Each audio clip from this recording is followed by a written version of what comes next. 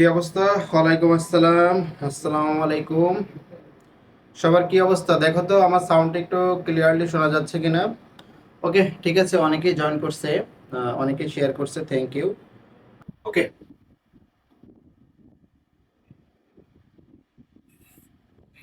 আমরা লাস্ট ক্লাসে করেছিলাম বেসিকটা আলোচনা করেছিলাম, আর কিছু থিওরি প্রশ্ন আলোচনা করেছিলাম। তারপরে হচ্ছে 1 নম্বর প্রশ্নটা সলভ করেছিলাম। 2 নম্বর প্রশ্নটা অনেকেরই হোমওয়ার্ক দিয়েছিলাম, অনেকে করেছে, তারপরে আমি এখানে করে দিয়েছি। আমি করি না, জাস্ট ফরম্যাটের জায়গায় তুলে দিয়েছি। আমার মনে হয় 2 নম্বরে কারো সমস্যা থাকার কথা না। আজকে হচ্ছে আমরা প্রবলেম 3 থেকে শুরু করব, ঠিক আছে? আজকে হচ্ছে আমরা প্রবলেম 3 থেকে স্টার্ট করব। ওকে,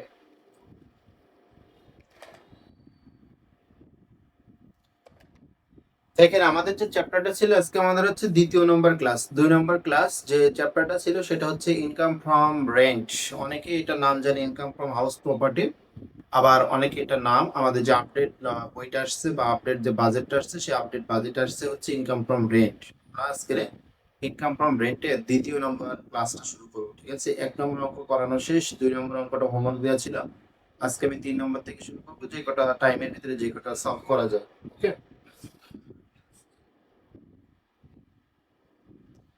আচ্ছা। পিডিএফটা অনেকে চেয়েছে আমার কাছে যে ভাই পিডিএফটা কবে দিবেন। এটা হচ্ছে স্মার্ট বোর্ডের ক্লাস, তো স্মার্ট বোর্ডের ক্লাসটা হচ্ছে আগের পিডিএফ তে তো নেওয়া যায় না। ওই পিডিএফটাই আমরা কি করতেছি, আমরা হচ্ছে যে সুন্দর করে এটাকে স্লাইড বানাইতে হয়। এখন স্লাইড তো তার একদিনে সব বানানো হয় না। প্রত্যেক দিন যতটুকু ক্লাস নেওয়া হয় ততটুকুই স্লাইডটা বানানো হয়, ঠিক আছে? এই জন্য তোমাদের দেখাচ্ছে যে আমি স্লাইডটা দিয়ে দিলেও তোমরা সব পাবা না। আজকে যদি 5 পর্যন্ত অঙ্ক করানো হয়ে থাকে, দেখছে 5টাই পাবে, এরপরে এগুলো আপাতত পাচ্ছ না। এখন আমি এক কাজ করতে পারি যে আমাদের অরিজিনাল যে পিডিএফটা আছে, ঠিক আছে, অর্থাৎ জুমে যেটা দিয়ে ক্লাস নিতাম আমি, ওই পিডিএফটা আমি সব গ্রুপে শেয়ার করে দিব। আর ওই সেমটাই ওইটাই হচ্ছে যে আমাদের স্লাইড বানানো হচ্ছে, ঠিক আছে? এই স্লাইডটা যখন রেডি হয়ে যাবে চ্যাপ্টার শেষে, তখন এটা আমি আবার দিয়ে দিই, ঠিক আছে? আপাতত হচ্ছে আমাদের যে সাদা এন্ড কালো যে পিডিএফটা, নর্মাল যে পিডিএফটা আছে, ওইটা আমি গ্রুপে শেয়ার করে দিব, ঠিক আছে? আমরা একটু প্রবলেম 3টা দেখি।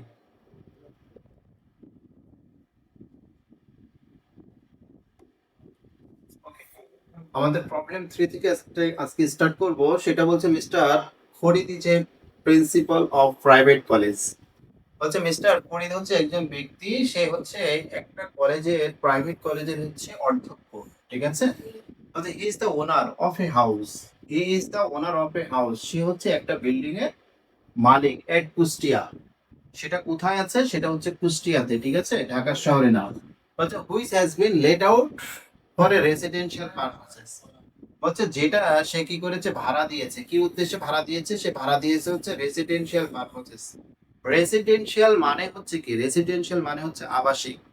আর কমার্শিয়াল যদি বলে, কমার্শিয়াল হচ্ছে বাণিজ্যিক, ঠিক আছে? আপনাকে প্রশ্ন করে অবশ্যই বুঝতে হবে যে এটা আবাসিক নাকি বাণিজ্যিক। যদি কখনো বাণিজ্যিক উদ্দেশ্যে ভাড়া দিয়ে থাকে, তাহলে সেটা অবশ্যই কোনো কোম্পানির নাম লেখা থাকবে।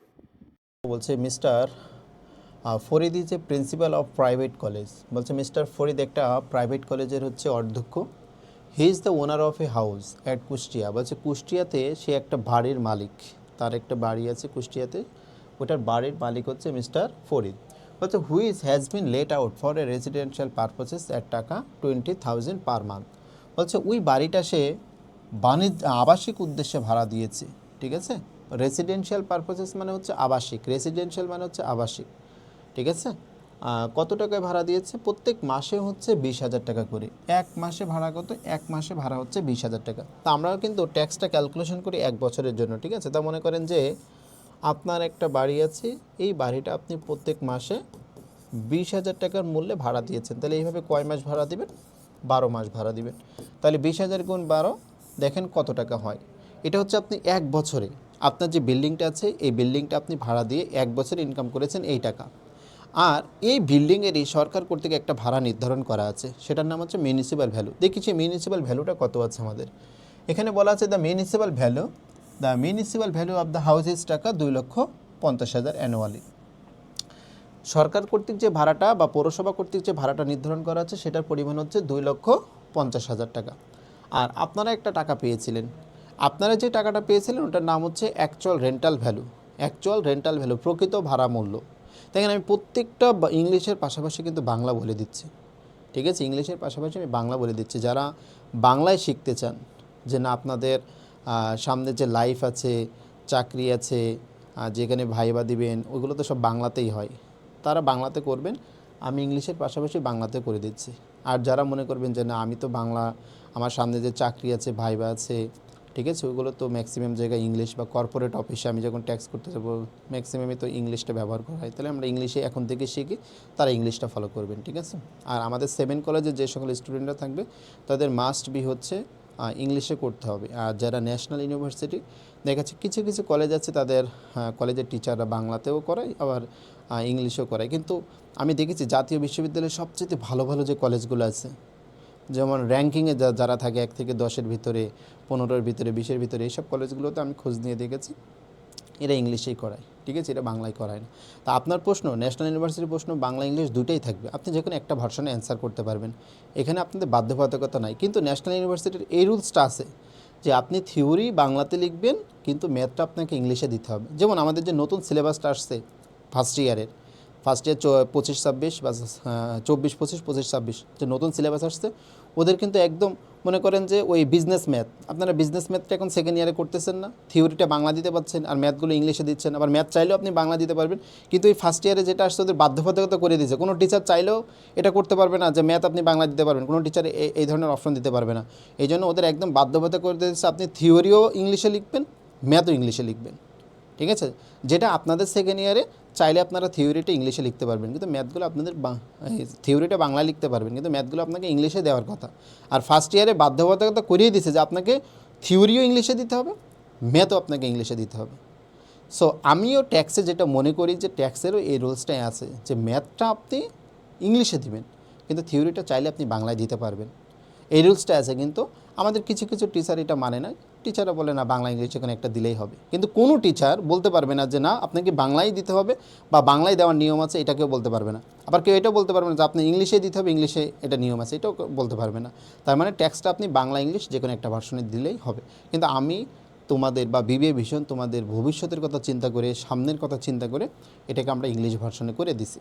এখন টোটালটা আমরা ইংলিশ ভার্সন করি না। দেখেন আপনি আমার ফরম্যাটটা দেখেন, 1 নম্বর অঙ্ক দেখেন, 2 নম্বর অঙ্ক দেখেন, ওখানে বাংলা ইংলিশ দুইটাই আছে, মিক্সড আছে। আর আমি যেটা এখানে পড়াচ্ছি, আমি প্রত্যেকটা লাইনের কিন্তু বাংলা করে দিচ্ছি। সো আপনার তো বুঝতে সমস্যা হবে না, আর আমি তো কথা বাংলাতেই বলি। ওকে, তাহলে এখানে আমাদের মিউনিসিপ্যাল ভ্যালু দেওয়া আছে 2,50,000 টাকা। মিউনিসিপ্যাল ভ্যালুটা হচ্ছে পৌর মূল্য, পৌরসভা কর্তৃক যে ভাড়াটা নির্ধারণ করে দিয়েছে ওটার নাম হচ্ছে পৌর মূল্য।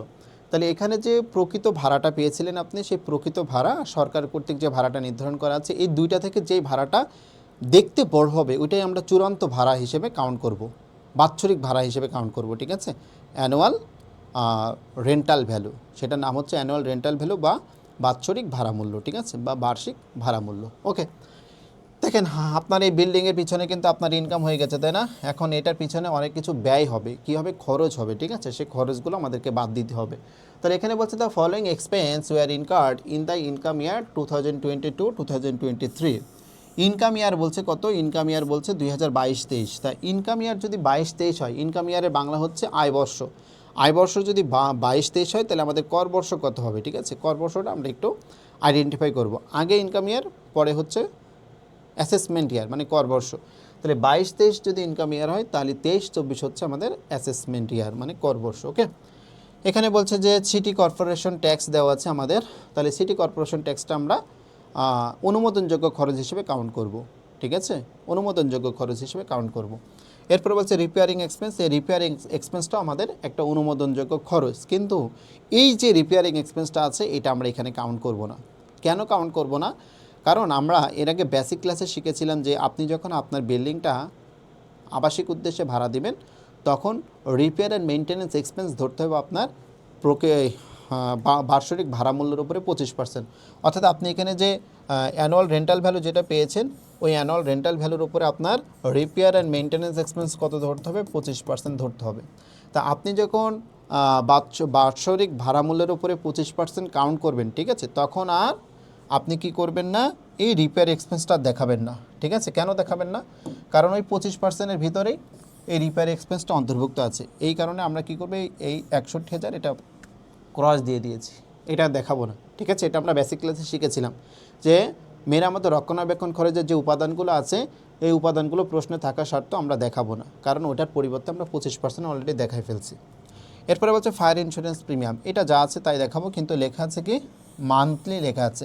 দেখেন ফায়ার ইন্স্যুরেন্স প্রিমিয়াম সম্পর্কে বা ফায়ার ইন্স্যুরেন্স প্রিমিয়াম অগ্নি বিমা এটার বাংলা যে কেউ জানে না এরকম কিন্তু না। এখানে যে ওয়ার্ডগুলো ব্যবহার করা হয় সেইগুলো একদম বেসিক লেভেলের ওয়ার্ড, কোনো হায়ার লেভেলের ওয়ার্ড এখানে ইউজ করা হয় না ট্যাক্সে, একদম বেসিক লেভেলের ওয়ার্ড যেগুলো আপনারা সবাই পারেন, ঠিক আছে? সবাই পারেন। আচ্ছা, এরপরে কি বলছে কালেকশন এক্সপেন্স, আদায় খরচ। এই আদায় খরচটা আমাদের এই 25%-এর অন্তর্ভুক্ত, এটাও 25%-এর অন্তর্ভুক্ত থাকার কারণে এটাও আসবে না। এখন আপনি আমাকে প্রশ্ন করতে পারেন যে ভাইয়া আমি কিভাবে বুঝবো যে এটা 25%-এর অন্তর্ভুক্ত? এই জন্য আমি ফার্স্ট ক্লাসে আপনাদেরকে একটা চার্ট দিয়ে দিয়েছিলাম, ঠিক আছে? যে 25%-এর অন্তর্ভুক্ত খরচ কী কী আছে এই চার্টটা আপনারা খাতায় লিখে নেবেন, এটা মুখস্থ করে ফেলবেন, ঠিক আছে? তার মানে আপনি প্রশ্ন দেখলে যাতে বুঝতে পারেন যে এগুলো 25%-এর অন্তর্ভুক্ত। এরপরে বলছে ইন্টারেস্ট অন লোন, টাকা 5,000। আমাদের হচ্ছে ঋণের সুদ, আপনি আপনার বিল্ডিংটা তৈরি করার জন্য যদি কোনো লোন নিয়ে থাকেন সেই লোনের উপরে যে ঋণটা সুদ দিতে হচ্ছে সেটা হচ্ছে ঋণের সুদ, এটা আসবে। ওকে, তাহলে আমাদের এখানে সিটি কর্পোরেশন ট্যাক্স আছে, এটা আসছে। তারপরে হচ্ছে ফায়ার ইন্স্যুরেন্স আসছে, আর ইন্টারেস্ট অন লোন আসছে, তিনটা আসছে। আর একটা হচ্ছে কি, আরেকটা হচ্ছে repair and maintenance expense 25%। Total এই চারটা খরচ আমাদেরকে এখানে মাইনাস করে দিতে হবে। ওকে, এরপরে হচ্ছে computed income from rent for the assessment year আমাদের 23-24। অ্যাসেসমেন্ট ইয়ার মানে হচ্ছে করবর্ষ, আপনার করবর্ষ 23-24 কাউন্ট করে আপনার ট্যাক্সেবল ইনকামটা নির্ণয় করতে বলেছে। কোথা থেকে? হাউস প্রপার্টি অথবা রেন্ট থেকে, ঠিক আছে? আচ্ছা, দেখি আমাদের অ্যান্সারটা কিভাবে করা আছে। দেখেন আমি এখানে লিখেছি করদাতার নাম মিস্টার ফরিদ, অ্যাসেসমেন্ট ইয়ার মানে হচ্ছে করবর্ষ 23-24, ইনকাম ইয়ার হচ্ছে 22-23 মানে আয় বর্ষ। আপনি বাংলা লিখেন, কোনো সমস্যা নেই। আপনি মিস্টার ফরিদের নাম লিখেন যে জনাব ফরিদ, তারপরে কর বর্ষ, আয় বর্ষ, তারপরে করযোগ্য মোট আয় নির্ণয়, calculation of total taxable income from rent, যে ভাড়া হতে করযোগ্য মোট আয় নির্ণয়। এটা আপনি বাংলাতে লিখেন, কোনো সমস্যা নেই যদি কেউ বাংলাকে প্রেফার করেন। ওকে, এরপরে বলছে পার্টিকুলার্স মানে কি? বিবরণ, তারপরে বলছে টাকা, তারপরে বলছে টাকা। ওকে, তাহলে এখন আমরা অ্যান্সারে একটু যাই, সবাই একটু অ্যান্সারটা মনোযোগ সহকারে দেখেন যে কিভাবে আছে। দেখেন এখানে লেখা হচ্ছে ভাড়া হতে আয়, তার মানে বাংলা, যারা বাংলাকে প্রেফার করেন ভাড়া হতে আয় লিখবেন, অথবা যারা ইংলিশ লিখবেন তারা হচ্ছে ইনকাম ফ্রম রেন্ট। ধারা কত? ধারা হচ্ছে 35 থেকে 39, এটা অবশ্যই আপনাকে উল্লেখ করতে হবে। ধারা হচ্ছে 35 থেকে 39, এটা অবশ্যই আপনাকে উল্লেখ করতে হবে। দেখেন রেন্টাল ভ্যালু, এখানে লিখেছে রেন্টাল ভ্যালু, আপনি আরেকটু সুন্দর করে লিখতে পারেন যে অ্যাকচুয়াল রেন্টাল ভ্যালু, এই কথাটা আপনি সুন্দর করে একটু লিখে দিতে পারেন। তাই অ্যান্সারের ফরম্যাটটা এখানে নিয়ে আসছি। দেখেন প্রথমে হচ্ছে ব্যক্তির নাম লেখা আছে মিস্টার ফরিদ, অর্থাৎ যে ব্যক্তির অঙ্ক আমরা করতেছিলাম ওই ব্যক্তির নাম লেখা আছে। তারপরে লেখা আছে অ্যাসেসমেন্ট ইয়ার মানে হচ্ছে কর বর্ষ, আর তারপরে বলছে ইনকাম ইয়ার মানে হচ্ছে আয় বর্ষ। তারপরে বলছে যে calculation of total taxable income from rent, এটা চাইলে আপনারা বাংলাতে কনভার্ট করে লিখতে পারেন, ঠিক আছে? আমারই কঠিন কিছু হবে না। এরপরে লেখা আছে ডিটেলস টাকা মানে বিবরণ টাকা। এরপরে বলছে ভাড়া হতে আয়, তার মানে আপনি যে চ্যাপ্টারের অঙ্ক করতেছেন সেই চ্যাপ্টারকে মেনশন করতে হবে এই জায়গায়, ঠিক আছে? আপনি ভাড়া হতে আয় করতেছেন, তাহলে আমরা ওই জায়গায় লিখবো যে ইনকাম ফ্রম রেন্ট সেকশন কত, অর্থাৎ আমরা যে আইনগুলো নিয়ে যে আলোচনা করতেছি রেন্টের যে আইনগুলো আছে সেই কত নম্বর ধারা এটা বর্ণনা করা হয়েছে 35 থেকে 39 নম্বর, ঠিক আছে? এই জন্য আমরা এখানে লিখে দিয়েছি যে সেকশন বা ধারা হচ্ছে 35 থেকে 39 নম্বর। এখন আমরা অঙ্ক শুরু করে দেবো, ঠিক আছে? তাহলে দেখেন আমাদের এখানে আছে কি, প্রথমে লেখা আছে রেন্টাল ভ্যালু, তা আমরা শুধুমাত্র রেন্টাল ভ্যালু না লিখে আমরা লিখবো অ্যাকচুয়াল রেন্টাল ভ্যালু, তার মানে প্রকৃত ভাড়া মূল্য। অ্যাকচুয়াল রেন্টাল ভ্যালুর বাংলাটা কি? প্রকৃত ভাড়া মূল্য, ঠিক আছে? এটা হচ্ছে আমাদের প্রকৃত ভাড়া মূল্য। তা প্রকৃত ভাড়া মূল্য কত? ওই যে 20,000 টাকা করে প্রত্যেক মাসে আপনি ভাড়া পাচ্ছেন। কত? প্রত্যেক মাসে 20,000 টাকা করে। এইভাবে কয় বছর পাবেন, মানে কয় মাস পাবেন? 1 বছর পাবেন, 1 বছরে আপনি 12 মাস পাবেন। আমরা 12 দ্বারা গুণ করে দিয়েছি, ঠিক আছে? তাহলে আমরা একটু ক্যালকুলেটরটা ব্যবহার করবো এখানে, যে আমরা যদি 12 মাস 20,000 টাকা করে ভাড়া পাই তাহলে 2,40,000 টাকা পাবো, ঠিক আছে? এই 2,40,000 টাকা আমরা এখানে বসাই দেবো খুব সুন্দর করে। ওকে, আচ্ছা, এরপর আমি বলেছিলাম যে সরকার কর্তৃক যে ভাড়াটা নির্ধারণ করা হচ্ছে সেটা হচ্ছে নাম কি? সেটার নাম হচ্ছে মিউনিসিপ্যাল ভ্যালু বা পৌরমূল্য, ঠিক আছে? মিউনিসিপ্যাল ভ্যালু বা পৌরমূল্য। তা দেখেন আমরা লিখেছি অর মানে হচ্ছে অথবা, অর মানে কি? অর মানে হচ্ছে অথবা মিউনিসিপ্যাল ভ্যালু অথবা বলছে কি পৌরমূল্য। তো দেখেন এখানে একটু এরা ভুল লিখে ফেলছে, এইখানে এই লাইনটা হবে না, ঠিক আছে, এই লাইনটা এখানে হবে না, এই লাইনটা পরে হবে। তাহলে মিউনিসিপ্যাল ভ্যালুটা কত আছে আমাদের প্রশ্নে ছিল কত, 2,50,000 টাকা। আমাদের প্রশ্নে ছিল মিউনিসিপ্যাল ভ্যালু 2,50,000 টাকা। এই দুইটা অ্যামাউন্ট থেকে যে অ্যামাউন্টটা এখন দেখতে বড় হবে, যে অ্যামাউন্টের পরিমাণটা দেখতে বড় হবে, সেটাই হচ্ছে আমাদেরকে অ্যানুয়াল রেন্টাল ভ্যালু। এখন আমরা ব্র্যাকেটে লিখব হায়ার অন, ঠিক আছে, হায়ার অন এখন আমরা ব্র্যাকেটে লিখব। দুইটা থেকে যেটা বড় হবে ওইটা হচ্ছে আমাদের হায়ার অন। তাহলে এই দুইটা থেকে বড় কোনটা, 2,50,000 টাকা আমাদের বড়, এইটা হচ্ছে আমরা সেকেন্ড কলামে লিখে দিব। এটা হচ্ছে অ্যানুয়াল রেন্টাল ভ্যালু। অর্থাৎ এই ব্যক্তির আয় কত হয়েছে, এই ব্যক্তির আয় হয়েছে 2,50,000 টাকা। এখন আয় হয়েছে 2,50,000 টাকা, কিন্তু তার নিট আয় কত? আমরা যে খরচগুলো আছে খরচগুলো বাদ দিলে আমরা নিট আয়টা পেয়ে যাবো, ঠিক আছে। তাহলে খরচগুলো কী কী আছে, আমরা লিখেছি লেস অ্যালেবল এক্সপেন্স বা অ্যাডমিসিবল এক্সপেন্স, বাংলাতে বলতেছে অনুমোদনযোগ্য খরচাবলী। বাংলাতে কি অনুমোদনযোগ্য খরচাবলী। তাহলে অনুমোদনযোগ্য খরচাবলী প্রথমে বলছে সিটি কর্পোরেশন ট্যাক্স। প্রশ্নে কত ছিল, সিটি কর্পোরেশন ট্যাক্স আমাদের প্রশ্নে কত ছিল, ছিল হচ্ছে 15,000 টাকা। আমরা এখানে 15,000 টাকা খুব সুন্দর করে বসাই দিব। এরপরে আমাদের কি ছিল, এরপরে ছিল ফায়ার ইন্স্যুরেন্স, ঠিক আছে। দেখেন আমরা এখানে ফায়ার ইন্স্যুরেন্স প্রিমিয়াম লিখেছি 1,000 টাকা করে, 12 মাসে কত হয়, 12,000 টাকা আমরা এখানে লিখে দিব। এরপরে বলছে interest on loan. Interest on loan আমাদের কত ছিল, ইন্টারেস্ট অন লোন ছিল 5,000 টাকা। সেই 5,000 টাকা আমরা এখানে সুন্দর করে বসাই দিব। এরপরে কি বলতেছে, রিপেয়ার অ্যান্ড মেনটেন্যান্স এক্সপেন্স। এই যে 2,50,000 টাকা যে আপনার ইনকাম হয়েছিল না, এই 2,50,000 টাকার উপরে আপনি 25% কাউন্ট করবেন। এই দেখেন সুন্দর করে জায়গায় কাউন্ট করা আছে যে 2,50,000 ইন্টু 25%। তাহলে আমরা একটু দেখি যে 2,50,000 ইন্টু 25% করলে কত হয়, 62,500। এইটা হবে 62,500। দেখেন আমাদের এক্সপেন্সগুলো সব বসানো শেষ, আমরা এখন এটা যোগ করে দিব। তাহলে আমরা এক এক করে যোগ করি, যে প্রথমে ছিল 15,000, তারপরে ছিল হচ্ছে 12,000, তারপরে ছিল হচ্ছে 5,000, তারপরে হচ্ছে 62,500।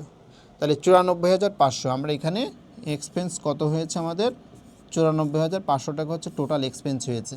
তাহলে 2,50,000 টাকা থেকে আমরা 94,500 টাকা আমরা এখন মাইনাস করে দিব। মাইনাস করার পরে যেটা আসবে সেটাই হচ্ছে আমাদের রেজাল্ট, ঠিক আছে। তাহলে আমরা এখন 2,50,000 মাইনাস 94,500, 94,500 মাইনাস করলে আমাদের থাকে 1,55,500, 1,55,500 থাকে, ঠিক আছে, 1,55,500।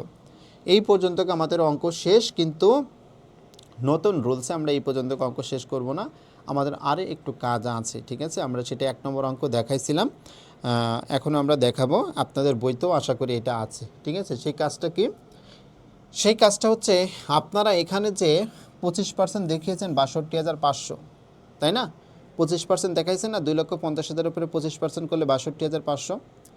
আর 62,500 যখন দেখাইছেন তখন কিন্তু এটার বিপরীতে কিছু খরচকে আপনারা অ্যাভয়েড করেছেন, কিছু খরচকে কী করেছেন, অ্যাভয়েড করেছেন। তাহলে যে সকল খরচগুলোকে অ্যাভয়েড করেছিলেন ওইটা হচ্ছে আমাদের অ্যাকচুয়াল এক্সপেন্স ছিল ওইটা, কিন্তু সরকারের রুলস অনুসারে আমরা 62,500 দেখাইতে বাধ্য হয়েছি, কিন্তু অ্যাকচুয়াল কিন্তু খরচ আমাদের ওইটা না। তাহলে অ্যাকচুয়াল খরচ কত হয়েছে সেটা আমরা একটু দেখি। আমরা যে দুইটা ক্রস দিয়ে দিয়েছিলাম এখানে, একটা হচ্ছে যে রিপেয়ার এক্সপেন্স 61,000 আর কালেকশন এক্সপেন্স 2,000 টাকা, এই দুইটা আমরা ক্রস দিয়ে দিয়েছিলাম। তাহলে এই দুইটা কত হয়, একটা হচ্ছে 61,000 আর একটা হচ্ছে 2,000, তাহলে 63,000 টাকা হয়।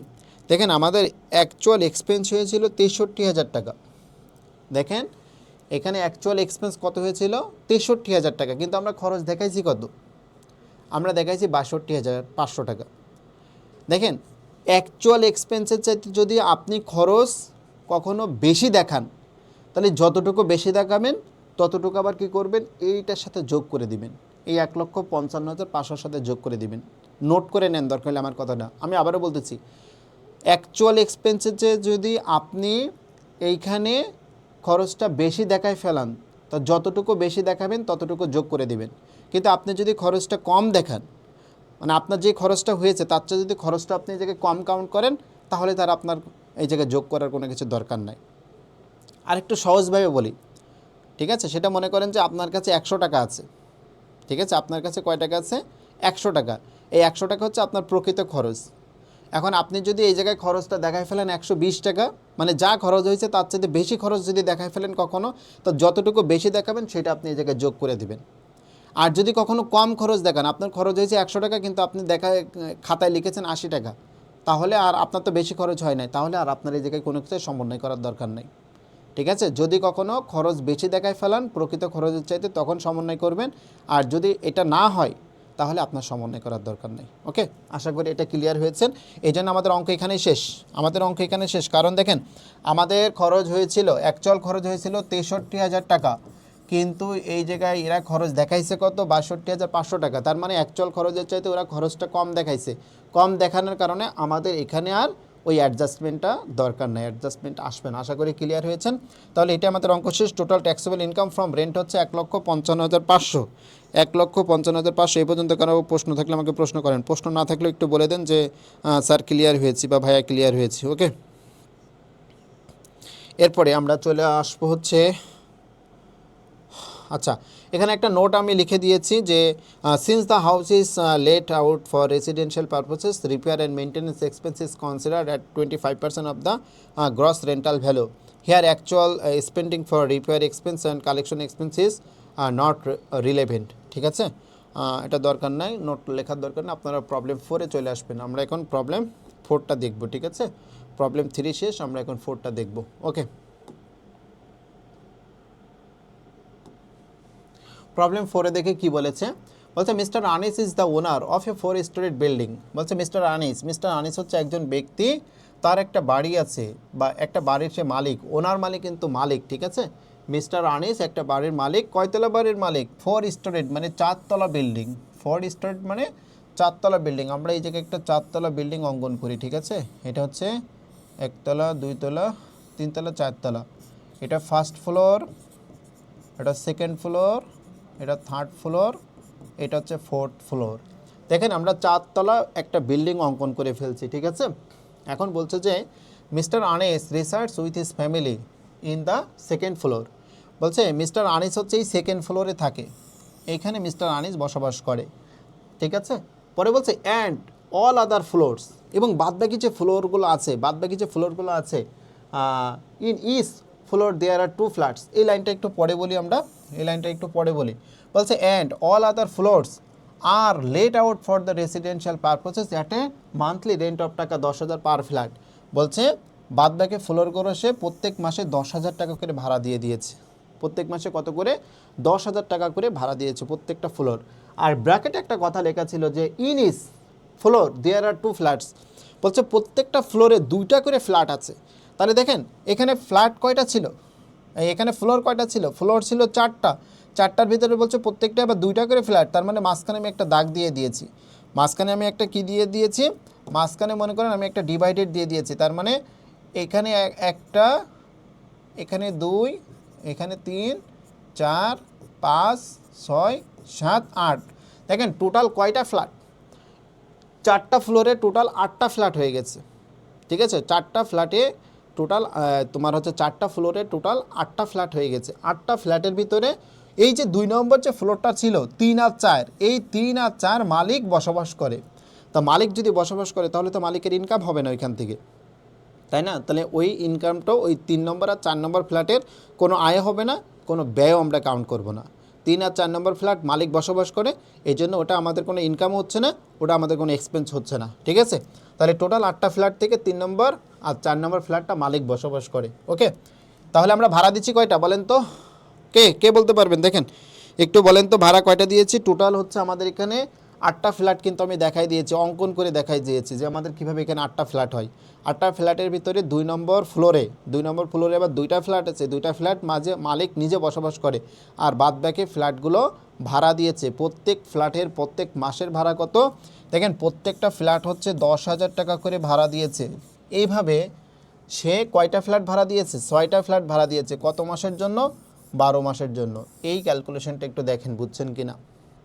আমি আবারও বলতেছি যে তার ফ্ল্যাট ছিল, অবশিষ্ট ফ্ল্যাট ছিল 6টা, সেই 6টা ফ্ল্যাট প্রত্যেকটা ফ্ল্যাট তার ভাড়া মূল্য হচ্ছে 10,000 টাকা করে। 10,000 × 6 গুণ 12, 1 বছরের জন্য ক্যালকুলেশন করতেছি, এই জন্য 12 দ্বারা গুণ করে দিয়েছি আমরা। ওকে, আচ্ছা এরপরে বলছে the municipal value of the house is টাকা 10 লাখ।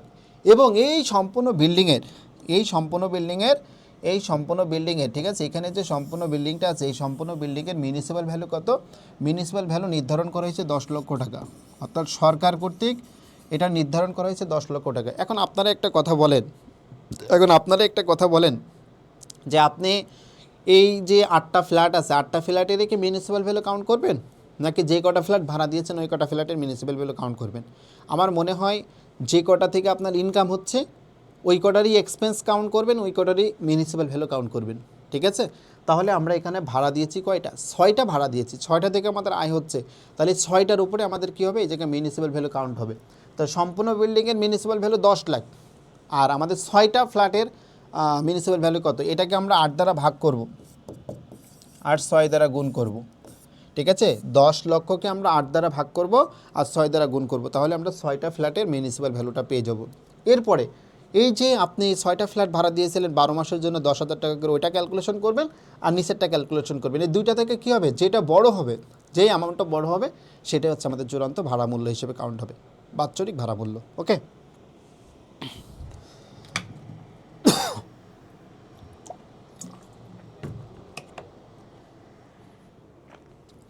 এরপরে বলছে the following expense were incurred in the income year 22-23। আমাদের এখানে ইনকাম ইয়ার দেওয়া আছে কত? ইনকাম ইয়ার দেওয়া আছে 22-23 ফর ডেট হাউস। দেখেন এখানে বলছে ল্যান্ড রেভিনিউ পেইড আছে হচ্ছে 3,200 টাকা। এই যে আমি এখানে একটা 8টা ফ্ল্যাটের বিল্ডিং অঙ্কন করেছিলাম, তাই না? এই 8টা ফ্ল্যাটের বিল্ডিংয়ের জন্য তার ল্যান্ড রেভিনিউ, ঠিক আছে, ল্যান্ড রেভিনিউ মানে ভূমি উন্নয়ন, ভূমি আয়, ঠিক আছে, ভূমি আয় কত টাকা? ভূমি আয় হচ্ছে আমাদের 3200 টাকা। 8টা ফ্ল্যাটের জন্য 3200 টাকা। এখন আমরা তো 8টার জন্যই আমরা 3200 টাকা কাউন্ট করব না, কারণ আমাদের এখানে ভাড়া দিয়েছি কয়টা? 6টা ফ্ল্যাট ভাড়া দিয়েছি, তাহলে আমরা 6টা ফ্ল্যাটেরটা কাউন্ট করব। যে কয়টা ফ্ল্যাট থেকে আয় হবে ওই কয়টা ফ্ল্যাটেরই আমরা এক্সপেন্স কাউন্ট করব। ঠিক আছে, তাহলে এখানে আমাদের আছে 3200 টাকা, এটাকে আমরা কী দেবো? 8 দ্বারা ভাগ করব আর 6 দ্বারা গুণ করব। ক্যালকুলেশন করার সময় আমরা এটাকে 8 দ্বারা ভাগ করব, 6 দ্বারা গুণ করব। সিটি কর্পোরেশন ট্যাক্স এটাও সেমভাবে, ঠিক আছে, 8 দ্বারা ভাগ, ঠিক আছে, 8 দ্বারা ভাগ আর 6 দ্বারা গুণ। এরপর রিপেয়ার এক্সপেন্স আমাদের টোটাল আসবে না। কেন আসবে না? কারণ এটা হচ্ছে 25%-এর অন্তর্ভুক্ত, কারণ রিপেয়ার এক্সপেন্সের পরিবর্তে তো আমাদের 25% দেখাইতে হবে, এই জন্য আমরা এটা নিব না। এরপর বলছি ইন্স্যুরেন্স প্রিমিয়াম, এটা নিব, এটাকে আমরা কি করব? 8 দ্বারা ভাগ করব আর 6 দ্বারা গুণ করে দিব। এরপরে বলছে মর্টগেজ ইন্টারেস্ট পেইড, মানে আপনি যে লোন নিয়েছিলেন বিল্ডিং করার সময় যে লোন নিয়েছিলেন সেই লোনের কী দিতে হবে? সুদ দিতে হবে। ঠিক আছে, ওইটা কত টাকা? ওটা হচ্ছে 8,000 টাকা। তাহলে এটাকে আমরা 8 দ্বারা ভাগ করব আর এটাকে 6 দ্বারা গুণ করব। এরপর বলছে ইন্টারেস্ট পেইড টু এইচবিএফসি, এটার ফুল মিনিং হচ্ছে হাউস বিল্ডিং ফাইন্যান্স কর্পোরেশন। এই হাউস বিল্ডিং ফাইন্যান্স কর্পোরেশন থেকে আপনি লোন নিয়েছিলেন হয়তো বা বিল্ডিং করার সময়, তাদেরকে সুদ দিতে হবে। কত টাকা সুদ দিতে হবে? 16,000 টাকা। তাহলে 8টা ফ্ল্যাটের জন্য 16,000 টাকা দিতে হবে, 8 দ্বারা ভাগ, আমাদের লাগবে 6টা ফ্ল্যাটের টাকা। ঠিক আছে, 6টা ফ্ল্যাটের এক্সপেন্স লাগবে, আমরা 6 দ্বারা গুণ করে দিয়েছি। এরপরে বলছে caretaker and night guard salary, এটাও আসবে না, এটাও আমাদের 25%-এর অন্তর্ভুক্ত। তাহলে কয়টা বাদ দিয়েছি? 2টা ট্রানজ্যাকশন বাদ দিয়েছি, এই 2টার পরিবর্তে আমরা 25% দেখাবো।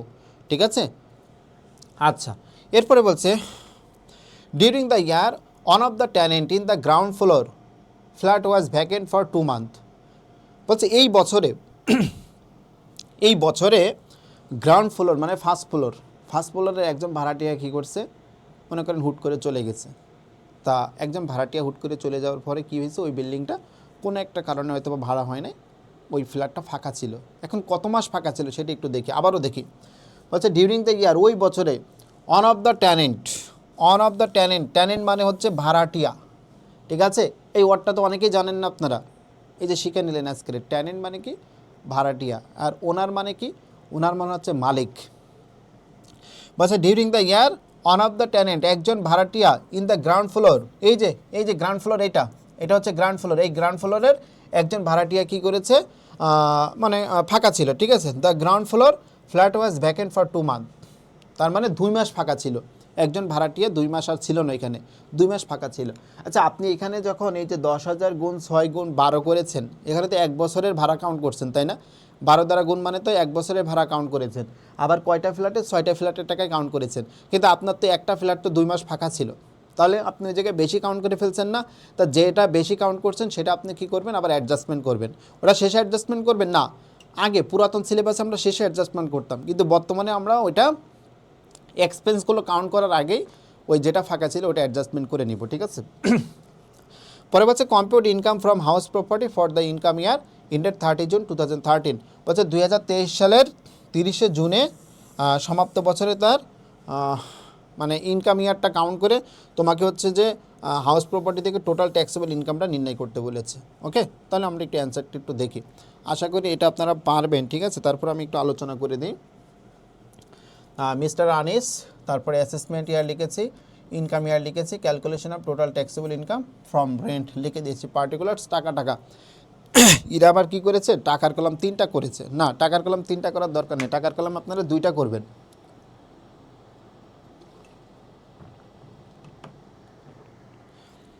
টাকার কলাম এখানে 3টা করার দরকার নেই, টাকার কলাম আপনারা কয়টা করবেন? 2টা করবেন, ঠিক আছে? দেখেন ইনকাম ফ্রম রেন্ট সেকশন হচ্ছে 35 থেকে 39, ইনকাম ফ্রম রেন্ট সেকশন হচ্ছে 35 থেকে 39। আচ্ছা, অ্যাকচুয়াল রেন্টাল ভ্যালু দেখেন 10,000 গুণ 12 গুণ 6, আমি যেটা লিখেছিলাম, তাহলে আমি এখন একটু ক্যালকুলেটর ওপেন করি। 10,000 গুণ 12 গুণ 6, এটার যদি কেউ না বোঝেন আমি আবার বোঝাচ্ছি। আপনি একটা ফ্ল্যাট 10,000 করে ভাড়া দিয়েছিলেন, তাহলে 10,000 12 মাসের জন্য ভাড়া কাউন্ট করবেন 12, আর এখানে 6টা ফ্ল্যাট ছিল এই জন্য 6 দ্বারা গুণ করেছেন, তাহলে হয় 7,20,000 টাকা। আমরা এখানে 7,20,000 টাকা লিখে দিয়েছি। এরপরে বলছে অর হচ্ছে অথবা মিউনিসিপ্যাল ভ্যালু মানে পৌরমূল্য। আপনার প্রশ্নে যে পৌরমূল্য দেওয়া ছিল, আপনার প্রশ্নে 10 লক্ষ টাকা দেওয়া ছিল, ওটাকে 8 দ্বারা ভাগ করেছি আর 6 দ্বারা গুণ করেছি, কারণ এই 10 লক্ষ টাকা 8টা ফ্ল্যাটের জন্য দেওয়া ছিল, আমার লাগবে 6টা ফ্ল্যাটের জন্য, এই জন্য 6 দ্বারা গুণ করেছি। তাহলে এটার ক্যালকুলেশন করলে কত হয় একটু দেখি। 10 লক্ষ ভাগ হচ্ছে 8 আর গুণ হচ্ছে 6, 7,50,000 টাকা আসে। এটা এই দুইটা থেকে কোনটা নিব? যেটা দেখতে বড় হবে, ওইটা নিয়ে নিব। দেখতে বড় হচ্ছে 7,50,000। এই 7,50,000-এর নাম হচ্ছে অ্যানুয়াল রেন্টাল ভ্যালু, ঠিক আছে? অ্যানুয়াল রেন্টাল ভ্যালু লিখেছে, ব্র্যাকেট হচ্ছে higher on, annual rental value ব্র্যাকেটে বলতেছে হায়ার অন, ঠিক আছে? তাহলে 7,50,000 টাকা পেয়ে গেছি। এরপরে আমি বলেছিলাম এই 7,50,000 টাকা তো আপনি 6টা ফ্ল্যাটের 1 বছরের ভাড়া কাউন্ট করেছেন তাই না? কিন্তু আপনার প্রশ্নতে এক জায়গায় বলা ছিল যে একটা ফ্ল্যাট 2 মাস ফাঁকা ছিল, তাহলে আপনি এই জায়গায় ভাড়া বেশি কাউন্ট করে ফেলছেন না? তো যতটুকু বেশি কাউন্ট করছেন সেটা আবার কী করবো? আমরা এখন অ্যাডজাস্টমেন্ট করবো, সমন্বয় করে নিব। দেখেন লিখেছি লেস ভ্যাকেন্সি, ঠিক আছে? বা ভ্যাকেন্ট অ্যালাউন্স মানে শূন্যতা ভাড়া, তার মানে যে অংশটা শূন্য ছিল, যেটা ফাঁকা ছিল, ওইটা আমরা এখন এই জায়গায় দেখাই দিচ্ছি, ঠিক আছে? Less vacancy allowance. দেখেন 7,50,000, এই 7,50,000, কারণ আমাদের এখানে 6টা ফ্ল্যাটের 12 মাসের ভাড়া ছিল 7,50,000, তাহলে 7,50,000 ভাগ 12 মাসের ভাড়া ছিল তাই না? তাহলে 7,50,000-কে আমরা 12 দ্বারা ভাগ করেছি, তাহলে কিন্তু আপনি 1 মাসের ভাড়া পাচ্ছেন। 1 মাসের ভাড়া কত পাচ্ছেন? 1 মাসের ভাড়া পাচ্ছেন আপনি 62,500 টাকা, ঠিক আছে? 6টা ফ্ল্যাটের আপনি 1 মাসের ভাড়া পাইছেন কত? 62,500 টাকা। তাহলে আপনি ওই অ্যামাউন্টকে, এই 62,500-কে আপনি এখন কি করবেন? আপনি 6 দ্বারা ভাগ করেন, তাহলে পাচ্ছেন কত? তাহলে পাচ্ছেন হচ্ছে 10,417 টাকা। 10,417 টাকা, এটা হচ্ছে কি একটা ফ্ল্যাটের ভাড়া। 10,417 টাকা, এটা হচ্ছে একটা ফ্ল্যাটের ভাড়া। এখন একটা ফ্ল্যাট আপনার কয় মাস ফাঁকা ছিল? 2 মাস ফাঁকা ছিল, তাহলে এটাকে আপনি এখন 2 দ্বারা গুণ করে দেন, তাহলে কত আসবে? 10,417-কে যদি 2 দ্বারা গুণ করেন তাহলে আপনার হবে 20,834। তার মানে আপনি 20,834 টাকা বেশি কাউন্ট করে ফেলছেন। সেই 20,834 আপনি এখন এখান থেকে অ্যাডজাস্টমেন্ট করবেন। 20,834,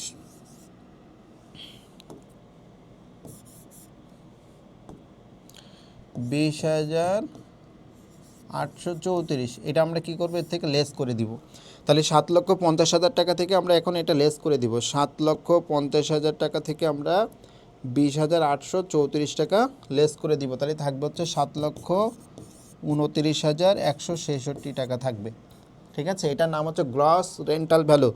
গ্রস রেন্টাল ভ্যালু এই পর্যন্ত কারো কোনো প্রশ্ন আছে কি আমাকে একটু কাইন্ডলি জানান। গ্রস রেন্টাল ভ্যালু পর্যন্ত কোনো প্রশ্ন আছে কি?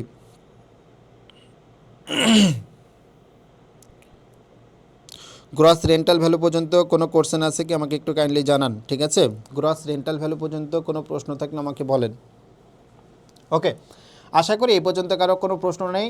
এটা কিন্তু একটু ক্রিটিক্যাল ছিল, ঠিক আছে। তো আমার মনে হয় এই টাইপের অঙ্ক যদি বোর্ডে করানো হয় এইভাবে লিখে লিখে, তাহলে আপনাদের অনেকটা ইজি হয়ে যাবে, ঠিক আছে। কারণ জুমে তো আর আমরা ওইভাবে লিখতে পারতাম না, ওইভাবে অঙ্কন করতে পারতাম না, এই জন্য একটু কষ্ট হয়ে যাইতো। এই জন্য আপনাদের জন্য আমরা স্মার্ট বোর্ড, হিউজ পরিমাণ অ্যামাউন্ট ব্যয় হচ্ছে, ঠিক আছে।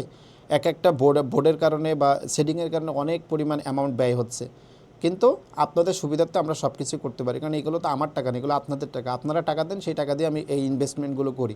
সো আপনাদের টাকা দিয়ে করতে তো আমার কোনো সমস্যা নেই। ওকে, তাহলে আমরা গ্রস রেন্টাল ভ্যালু পেয়ে গেছি কত, 7,29,166 টাকা পেয়ে গেছি। এখন আমরা কী করবো, আমাদের যে এক্সপেন্সগুলো আছে সেই এক্সপেন্সগুলো আমরা মাইনাস করে দিব। ওকে, তাহলে বলছে less allowable expense by admissible expense. Allowable expense অথবা অ্যাডমিসিবল এক্সপেন্স। অ্যাডমিসিবল এক্সপেন্স হচ্ছে অনুমোদনযোগ্য খরচসমূহ। এখন অনুমোদনযোগ্য খরচসমূহ কী কী আছে সেগুলো একটু দেখি। আমরা প্রথমে লিখেছি সিটি কর্পোরেশন ট্যাক্স। আমাদের সিটি কর্পোরেশন ট্যাক্স কত ছিল দেখেন, এই যে দেখেন আপনাদের কত ছিল, এটা 3200 হয়তো বা সরি, সিটি কর্পোরেশন ট্যাক্স হচ্ছে 32,000ই আছে। আমি বলেছিলাম 32,000 হচ্ছে 8টা ফ্ল্যাটের, টোটাল বিল্ডিংয়ের 32,000। আপনার লাগবে কয়টা ফ্ল্যাটে, 6টা ফ্ল্যাটের, কারণ আপনি 6টা ফ্ল্যাট ভাড়া দিয়েছেন। এখন আপনি বলতে পারেন ভাই তাহলে ওই 2টা ফ্ল্যাটে দিবেন না?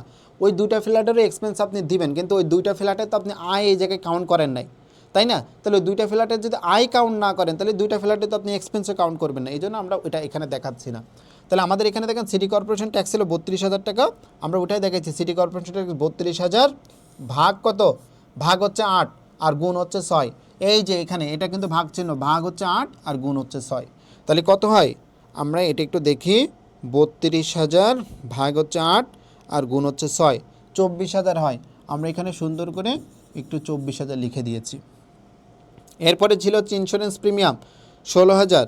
তাহলে 16,000 ভাগ হচ্ছে 8 আর গুণ হচ্ছে 6, হয় কত, 12,000। আমরা এখানে 12,000 লিখে দিয়েছি। এরপরে আমাদের বলছে ল্যান্ড রেভিনিউ, এটা ছিল 3200। 3200কে আমরা 8 দ্বারা ভাগ আর 6 দ্বারা গুণ, তাহলে হয় কত, 2400। এরপরে বলছে মর্টগেজ ইন্টারেস্ট, এটা ছিল কত, এটা ছিল 8,000। 8,000কে আমরা 8 দ্বারা ভাগ আর 6 দ্বারা গুণ, তাহলে আসবে হচ্ছে 6,000। এরপরে বলছে ইন্টারেস্ট পেইড টু এইচডিএফসি, এটা ছিল হচ্ছে 16,000। 16,000কে আমরা 8 দ্বারা ভাগ আর 6 দ্বারা গুণ, তাহলে হবে হচ্ছে 12,000। ওকে, এরপরে বলছে রিপেয়ার অ্যান্ড মেনটেন্যান্স এক্সপেন্স, আমাদের ছিল 7 লক্ষ কত, 7,29,000। 7,29,167। আমার এই জায়গায় ওই যে আমি তো ভেঙে ভেঙে করছি, এই জন্য আমার 66 আসছে, কিন্তু আপনি যখন একবারে করবেন তখন আপনার 67 হবে, কারণ ওই জায়গায় পয়েন্ট ছিল। এই যে 10,470 আছে না, এখানে 16 দশমিক সামথিং ছিল, এই কারণে আমার ওখানে এক কম আসছে। আর আপনাদের যারা একবারে করবেন তাদের এক বেশি আসবে, ওইটা কোনো আহামরি সমস্যা না, ঠিক আছে। তাহলে 7,29,167 উপরে আমরা কয় পার্সেন্ট করবো, আমাদের রুলস অনুযায়ী আমরা এখানে 25% করব। দেখেন 25% করলে আমাদের আসে কত, 25% করলে আসে 1,82,292। এই এক্সপেন্সগুলো আমাদের সব চলে আসছে। আমরা কী করবো, সব এক্সপেন্সগুলো এখন একটু যোগ করে দেবো। 1,82,291, তাহলে 1,82,291 যোগ 24,000 যোগ হচ্ছে 12,000 যোগ হচ্ছে 2,400 যোগ হচ্ছে 6,000 যোগ হচ্ছে 12,000।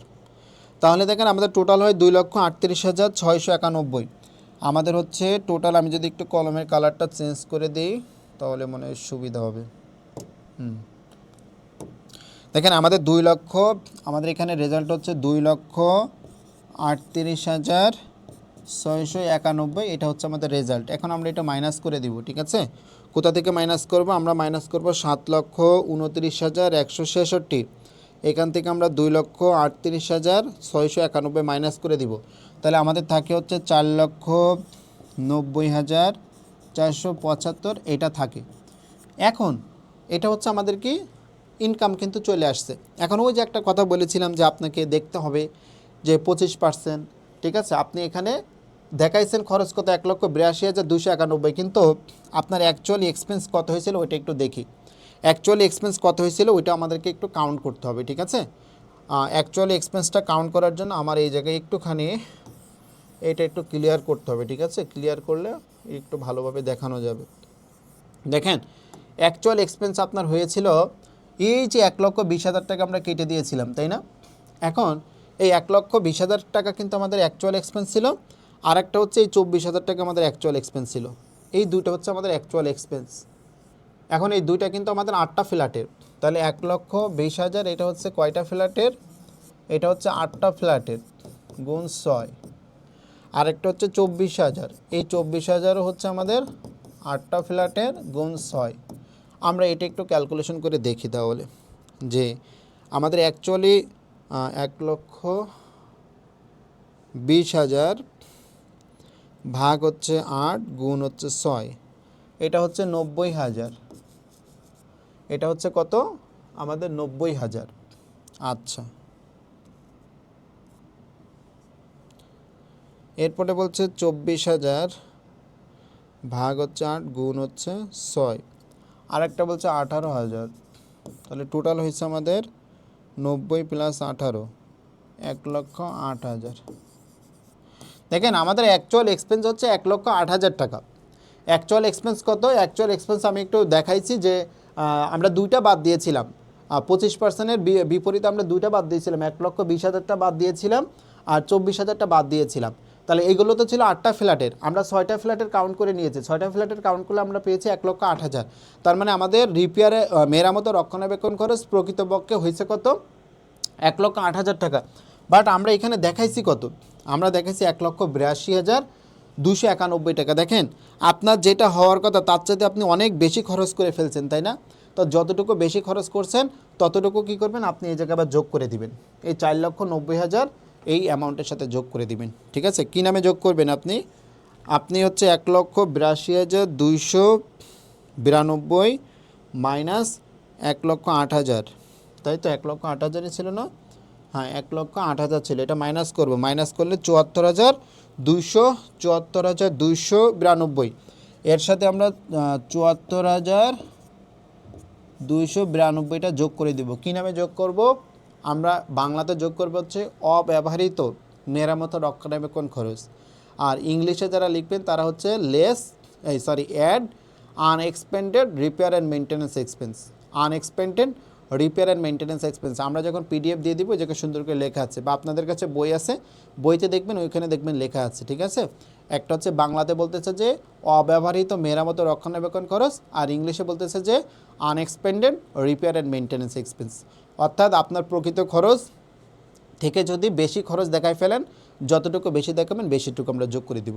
শেষ, আমাদের এটা বোঝানো শেষ। এরপরে এখানে কিছু নোট লেখা আছে, অর্থাৎ আমি যেগুলো আলোচনা করেছি, ওই যে রেসিডেন্সিয়াল হলে 25% ধরতে হয়, এটা আলোচনা করেছি, ওইটা একটু লেখা আছে। আর যখন আপনি 25% ধরছেন তখন আপনি ওই কেয়ারটেকার আর হচ্ছে আপনার এখানে রিপেয়ারের দুইটা এক্সপেন্স ছিল, যে দুইটা দেখান নাই সেই দুটো কেন দেখায়নি সেটা আমি এখানে আলাদা করে একটা নোট আকারে লিখে দিয়েছি, ঠিক আছে। আচ্ছা, আমরা নেক্সট ক্লাস থেকে প্রবলেম 5 শুরু করব, ঠিক আছে। আজকে আমাদের প্রবলেম 5 হয়তো, কিন্তু আমাদের সমস্যাগত কারণে তো আমরা ক্লাসটা কন্টিনিউ করতে পারিনি, তারপরেও শেষমেশ নিয়েছি। কোনো প্রশ্ন থাকলে আপনারা একটু প্রশ্ন করতে পারেন, আর যদি প্রশ্ন না থাকে তারপর আপনারা বলতে পারেন, ঠিক আছে। আর বা আপনাদের কোনো কমেন্টস থাকলে কমেন্টসও করতে পারেন, ঠিক আছে। ওকে, তাহলে আমরা খুব দ্রুতই শেষ করে দিব। সবাই ভালো থাকবেন, আল্লাহ হাফেজ। পরবর্তী শনিবারে আবারও দেখা হবে আশা করা যাচ্ছে, ঠিক আছে।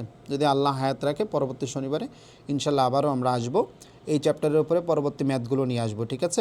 আমাদের এই চ্যাপ্টার শেষ হইলে আমাদের পেইড ব্যাচে তো জুমে একটা চ্যাপ্টার হবে, পাশাপাশি আমরা আরেকটা চ্যাপ্টারও রাখবো, ঠিক আছে। এখন থেকে আমরা চেষ্টা করতেছি যে সবগুলো সাবজেক্টই আমরা কিছু কিছু চ্যাপ্টার আমরা বোর্ডে দিয়ে দিব, ঠিক আছে, আমরা বাসায় বসে তো জুমে ক্লাস নিই, পাশাপাশি সবার সুবিধার্থে আমরা বোর্ডেও কিছু ক্লাস দিয়ে দিব। যেমন সাইফুল স্যার নিচ্ছে স্ট্যাটিস্টিক্স, তারপরে মাঝে মাঝে ফিনান্স নেয়, তারপরে বিজনেস ম্যাথও হচ্ছে।